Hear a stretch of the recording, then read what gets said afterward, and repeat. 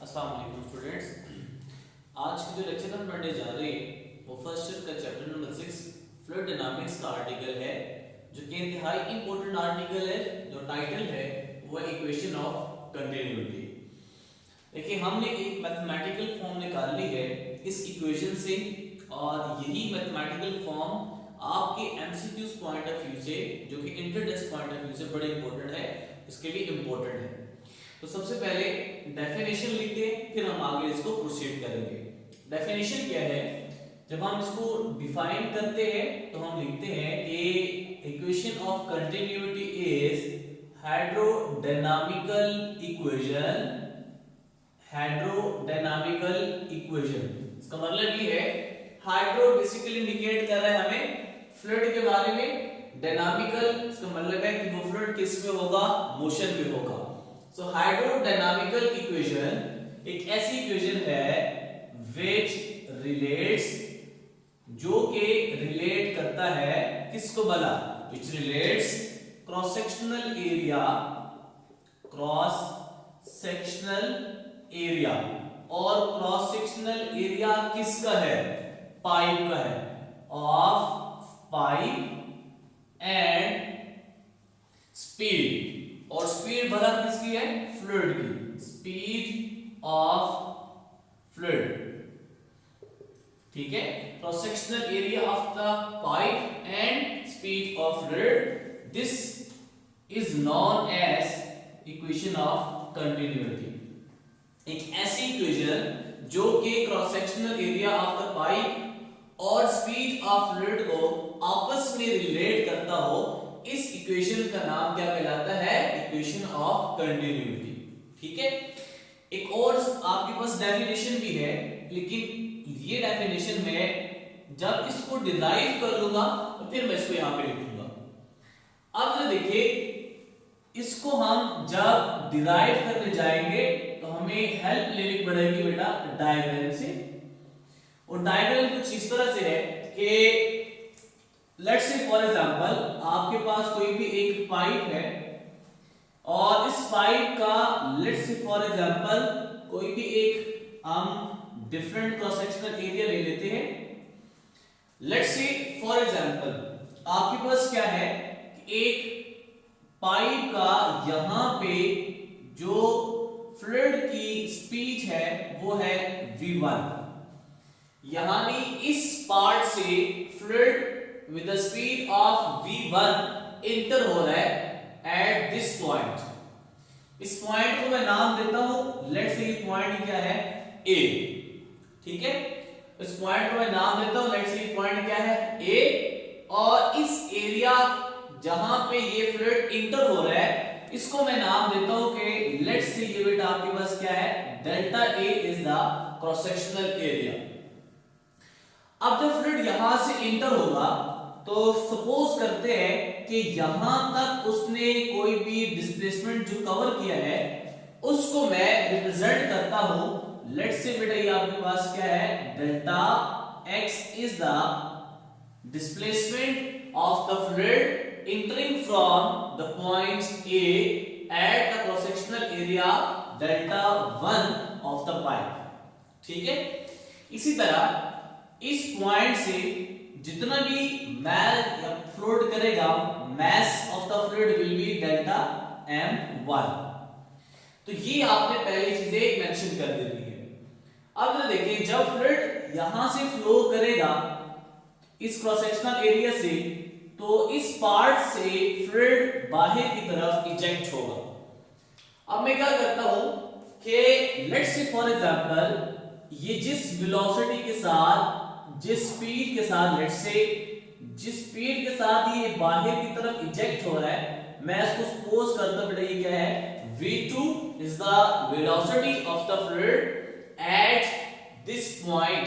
इस पॉइंट को मैं नाम देता हूं, लेट्स से ये पॉइंट कौन सा है, पॉइंट B है।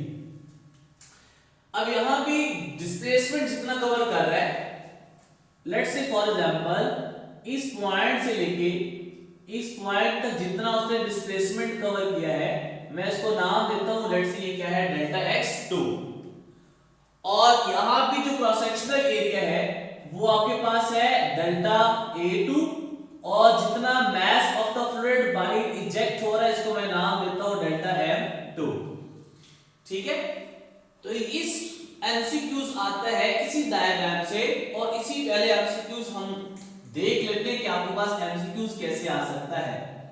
देखिए एमसीक्यूज कुछ इस तरह से बनेगा कि इक्वेशन ऑफ कंटिन्यूटी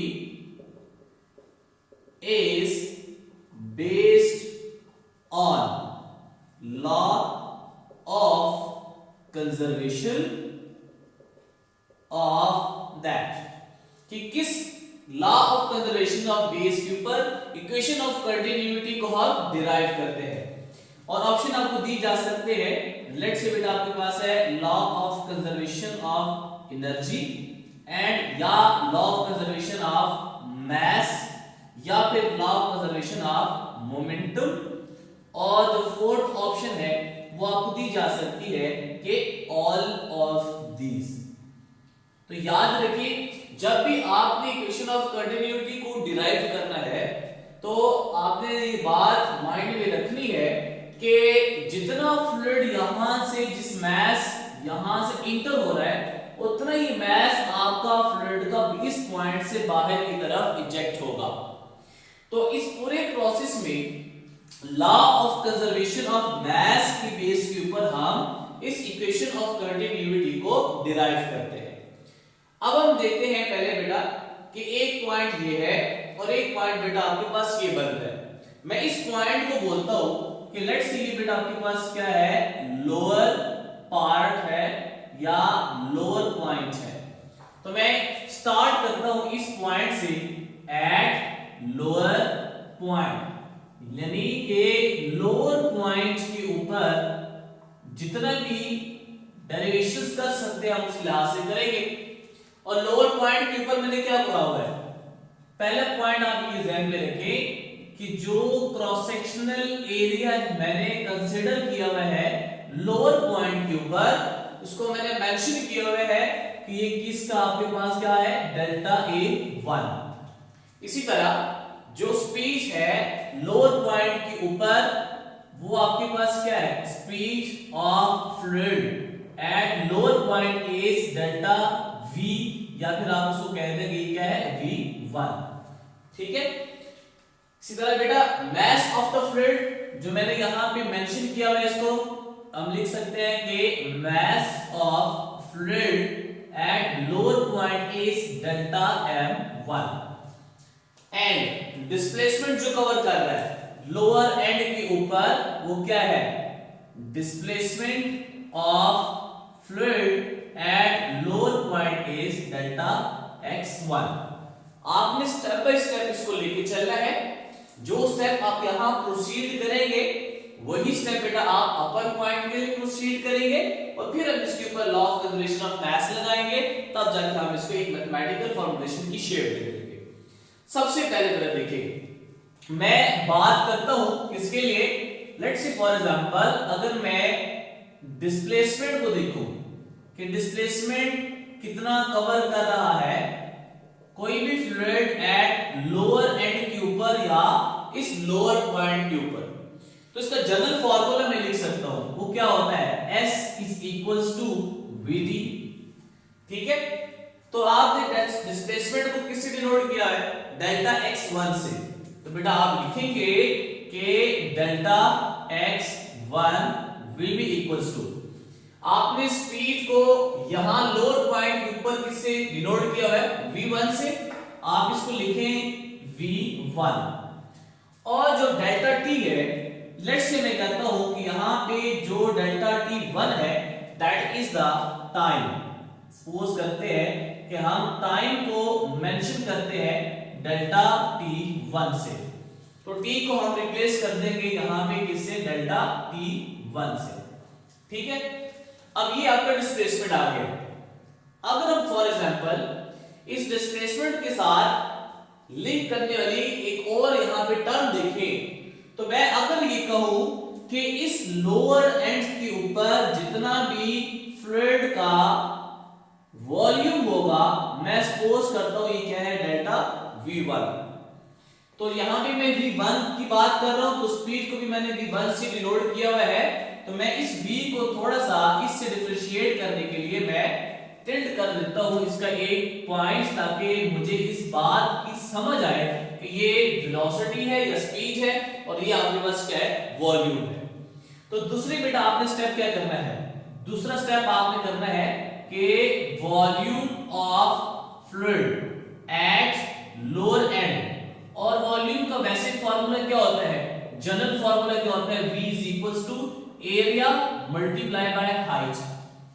और अगर डिस्प्लेसमेंट यहां पे कवर हो रहा है तो हम h को यहां पे रिप्लेस कर सकते हैं डेल्टा x1 से। तो लोअर एंड की बात हो रही है, तो लोअर एंड की ऊपर हमने मेंशन किया हुआ है कि वो क्या है, delta v1। This implies that is equals to area हमने मेंशन किया हुआ है डेल्टा a1 से, तो आ जाएगा डेल्टा a1, और h को हम यहां पे रिप्लेस कर देंगे किससे, डेल्टा x1 से। इस इक्वेशन को जरा आप नाम दे दें 1 का, और इस इक्वेशन को आप नाम दे दें 2 का। अब जस्ट क्या करें, डेल्टा x1 की वैल्यू इक्वेशन 1 से इक्वेशन 2 में पुट करें।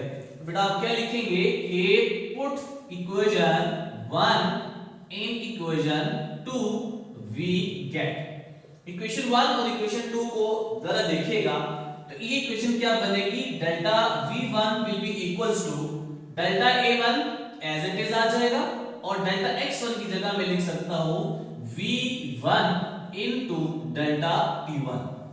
ठीक है, ये आपके पास क्या आ गया, this is the volume of the fluid at lower and. ये वॉल्यूम आ गया एट लोअर एंड के ऊपर।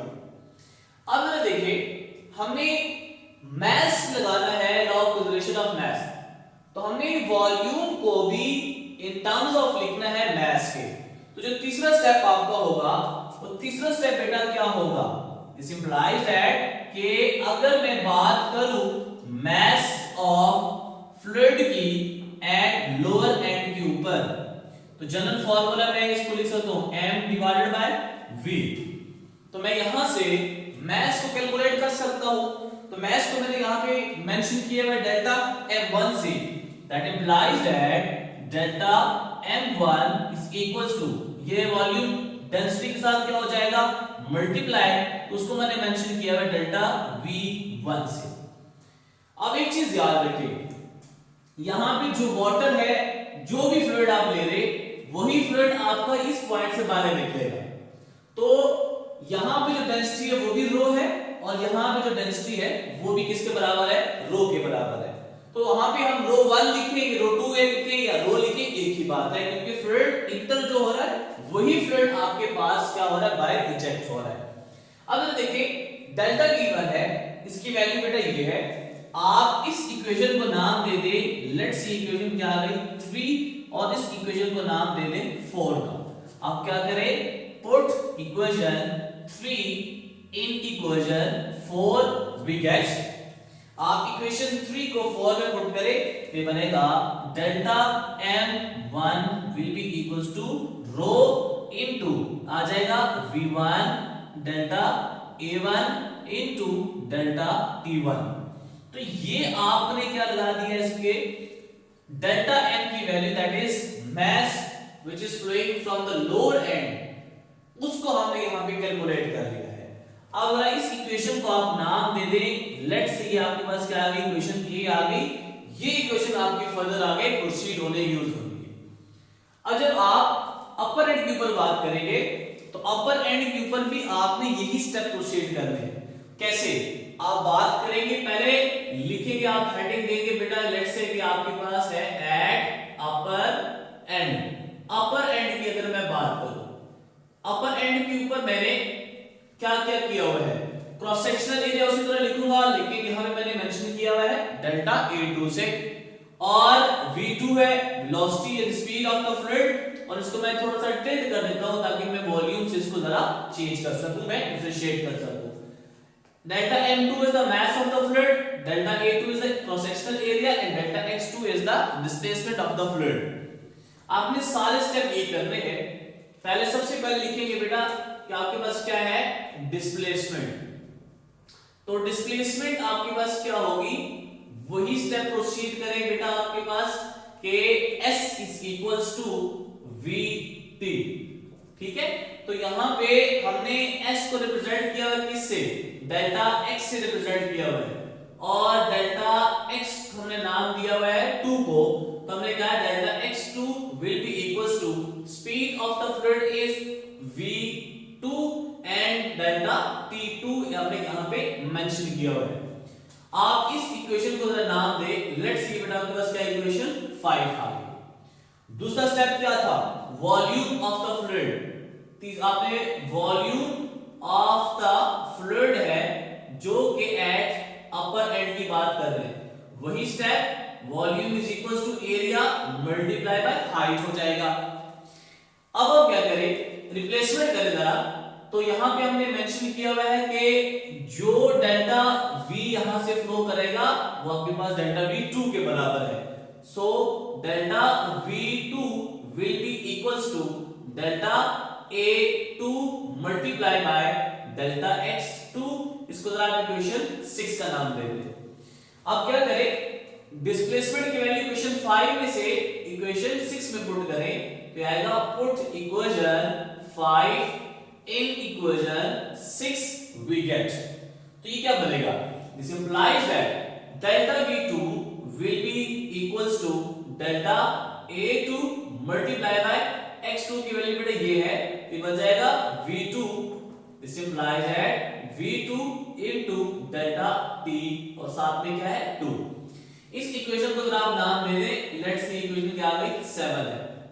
अब हमने इसी वॉल्यूम को इन टर्म्स ऑफ मास लिखना है, तो बेटा आप जो लास्ट स्टेप है वो आप क्या करेंगे कि इन टर्म्स ऑफ मास, और आप हेडिंग देंगे mass of fluid at upper end, और वो क्या होता है, आपने लिखा है rho is equals to m by v के फॉर्मूले से, और वो फॉर्मूला क्या है, this implies that delta m2 is the mass of the fluid at upper end and delta V2 is the volume and rho is the density। इस equation को जरा आप नाम दे दें इक्वेशन 8 का। जस्ट डेल्टा V2 की वैल्यू इक्वेशन 7 में से निकाल के इक्वेशन 8 में पुट करें, तो put equation 7 in equation 8 we get, तो ये क्या बनेगा, ये बन जाएगा delta M2 will be equals to rho V2 delta A2 and delta T2। ये आपने मास ऑफ द फ्लूइड के लिए एक्सप्रेशन को कैलकुलेट कर लिया, जो कि किस पॉइंट के ऊपर है, अपर एंड के ऊपर है। अब जरा देखिए डेल्टा M1 भी आ गया, डेल्टा M2 भी है, इसको आप इक्वेशन जरा B का नाम दें। तो according to law of conservation of mass क्या होगा कि जितना मास यहां से एंटर हो रहा है उतना ही मास आपके पास यहां से बाहर भी इजेक्ट होगा। तो मैं इसको लिखूंगा बेटा, रेफरेंस देना है आपने कि according to law of conservation, और कंजर्वेशन ऑफ क्या है, ऑफ मास, और वो क्या कहता है कि delta M1 will be equals to delta M2। ठीक है, तो आप इक्वेशन A को और इक्वेशन B को यूज करके डेल्टा M1 और डेल्टा M2 की जगह वैल्यूज पुट करें, तो ये बनेगा डेल्टा M1 की जगह रो V1 और साथ में क्या है delta A1 and delta T2 will be equals to rho V2 into delta A2 into delta T2। अब जरा देखिए आपका जो क्रॉस सेक्शनल एरिया है, यहां पे लेट्स फॉर एग्जांपल मैं कहता हूं कि ज्यादा है, यहां पे डिफरेंट क्रॉस सेक्शनल एरिया है, चेंज हो रहा है, वेरिएबल है, तो वो तो इक्वल नहीं है, लेकिन जितना मास यहां से इंटर हो रहा है उतना ही मास यहां से बाहर निकलेगा, तो जितना टाइम लग रहा है इसको उतना ही टाइम लगेगा इजेक्शन होने में भी। तो मैं इसको लिख सकता हूं कि जो डेल्टा T2 है वो डेल्टा T1 के बराबर है, और जो रो है डेंसिटी वो भी क्या यहाँ पे कांस्टेंट है, तो मैं लिख सकता हूं इसके बेटा कि दिस इंप्लाइज दैट ये रो से कैंसिल हो जाएगा, डेल्टा T2 यानी डेल्टा T1 से क्या हो जाएगी, कैंसिल आउट हो जाएगी, तो ये बचेगा delta A1 V1 will be equals to delta A2 into V2 आ जाएगा। या फिर इसको मैं इस तरह भी लिख सकता हूं कि A1 V1 is equals to A2 V2। एक इक्वेशन मैं यहां पे ये भी लिख सकता हूं, या फिर मैं इसको लिख सकता हूं कि AV is equals to constant. ठीक है, अब जरा देखिए ये आपके पास क्या है, ये आपके पास है रेट और द स्पीड ऑफ द इफ्लेक्स या फिर rate of flow of fluid. तो मैं इसी बेस के ऊपर एक और स्टेटमेंट लिख सकता हूं यहां पे कि हाइड्रोडायनामिकल इक्वेशन, एक ऐसी हाइड्रोडायनामिकल इक्वेशन जो हमें क्या बताती है, दैट शोज दैट के जो आपके पास स्पीड ऑफ द इफ्लेक्स है या rate of fluid flow remains constant at every part of pipe, कि पाइप के डिफरेंट पार्ट्स के ऊपर जो फ्लो रेट होगा फ्लूइड का वो हर पॉइंट के ऊपर क्या रहेगा, कांस्टेंट रहेगा। ठीक है, अब बेटा ये देखें लास्ट इक्वेशन जो आपने लिख ली है, इसी से आप एक और इक्वेशन मुख्तलिफ बना सकते हैं। वो कैसे बेटा, ये देखिए मैं लिख रहा हूं A1 V1 is equals to A2 V2। इस इक्वेशन की बेस के ऊपर मैं लिख सकता हूं कि अगर मैं लिखूं इसको तो मैं लिखूंगा बेटा V1 over V2 is equals to A2 over A1। Just आपने V2 को यहां पे डिवाइड कर दिया, A1 मल्टीप्लाई हो रहा है, इक्वेशन की दूसरी साइड पे जाएगा तो क्या हो जाएगा, डिवाइड हो जाएगा। अब अगर देखिए अगर मैं क्रॉस सेक्शनल पाइप की बात कर रहा हूं तो बेटा उसके लिए फार्मूला क्या होता है, area is equals to pi r square. ठीक है, तो इसकी बेस के ऊपर मैं लिखूंगा V1 over V2 is equals to, देखिएगा बेटा A2 की जगह मैं पुट करूंगा pi r 2 square divided by pi r 1 square. तो ये पाई इस पाई से क्या हो जाएगा, कैंसिल, तो ये बनेगा V1 over V2 is equals to R2 square divided by R1 square. इस इक्वेशन से आपकी बहुत ज्यादा एमसीक्यूज बन सकते हैं।